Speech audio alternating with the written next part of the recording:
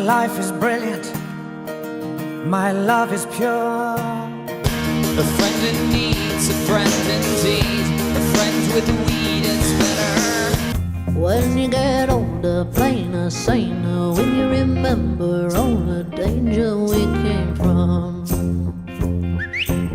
Mama took those bags off of me. I can't use it anymore.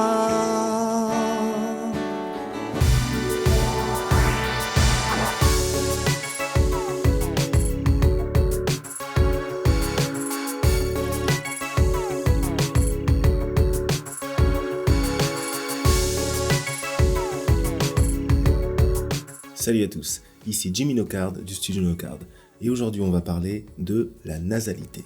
C'est un sujet particulier, tout d'abord parce que les gens vont avoir tendance à confondre le son nasillard et la résonance nasale.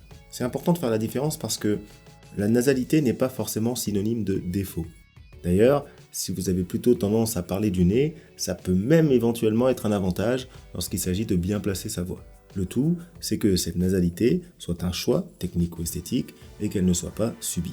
La nasalité fait partie intégrante de votre voix naturelle.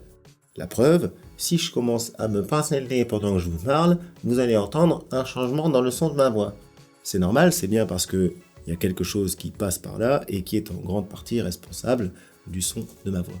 Alors que si je parle comme ça en essayant d'envoyer aucune résonance dans mon nez, je peux passer tant que je veux et ça ne change pas le son de ma voix.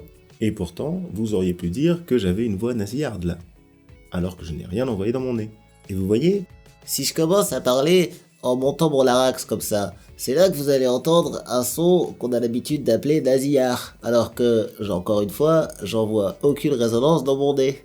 bref, vous l'avez compris, il n'y a pas besoin d'envoyer quoi que ce soit dans les cavités nasales pour avoir un son nasillard. Pour vulgariser un peu la chose, on peut dire tout simplement que quand vous chantez, vous avez une résonance nasale, c'est-à-dire qu'il y a un flux d'air qui vient dans les cavités nasales. Et cette résonance nasale va faciliter le chant. Il est donc important de l'autoriser, voire même dans certains cas, d'en abuser. Et d'ailleurs, la plupart des grands chanteurs que vous aimez l'utilisent. Pour pratiquer, vous pouvez faire plusieurs choses. D'abord, pour identifier le taux de résonance nasale dans la voix, vous pouvez faire ceci. Vous allez faire un N nasal, la langue collée sur les dents du haut, le son sort complètement dans le nez, et ce vous allez le transformer en A. Na, na, na. Et vous allez voir un petit peu comment vous pouvez retirer un peu de nasalité dans ce son.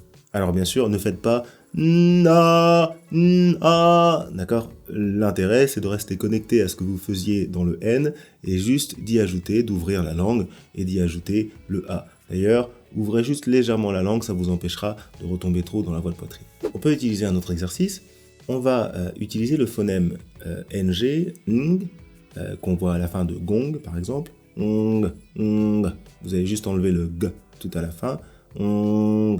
Mais vous l'amorcez un peu, d'accord? Ce son-là. Et on va exagérer le placement vers l'avant. Ce phonème va permettre à vos cordes vocales de se fermer avec plus de précision. Vous pouvez l'utiliser avec des vocalises qui feraient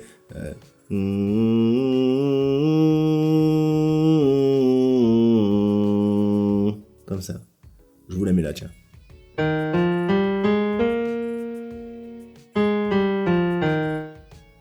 Un autre exercice qui peut vous faire commencer à utiliser la résonance nasale avec des syllabes serait de décliner le N avec des voyelles. Né, ni, na, no, etc. Vous souriez un peu dans le phonème. Né, né, no, no, ni, ni, na, na. Comme ça. Et vous essayez d'avoir la résonance nasale, d'envoyer, de projeter plus vers le nez. Né, né, né, né, né. No, no, no, no, no. Ni, ni, ni, ni, ni. Na, na, na, na, na. Des choses comme ça.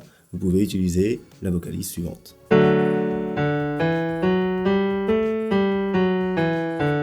Voilà pour débuter dans la découverte de la nasalité.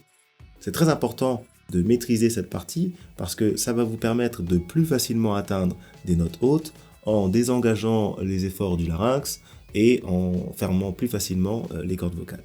Tout ça utilisé avec une bonne gestion du flux d'air et votre voix sera magnifique.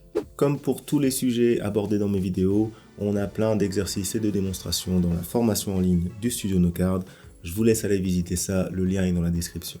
A très bientôt pour une prochaine vidéo. Si ça vous dit, cliquez sur la petite cloche pour avoir les notifications quand une vidéo sort. Si la vidéo vous a plu, un petit pouce en l'air. Un commentaire si vous avez des questions, n'hésitez pas. Et pourquoi pas un abonnement. Après tout, c'est gratuit, pourquoi s'en priver? Allez, j'y vais. Que la vie soit belle, que les oiseaux chantent et que l'herbe pousse. Peace.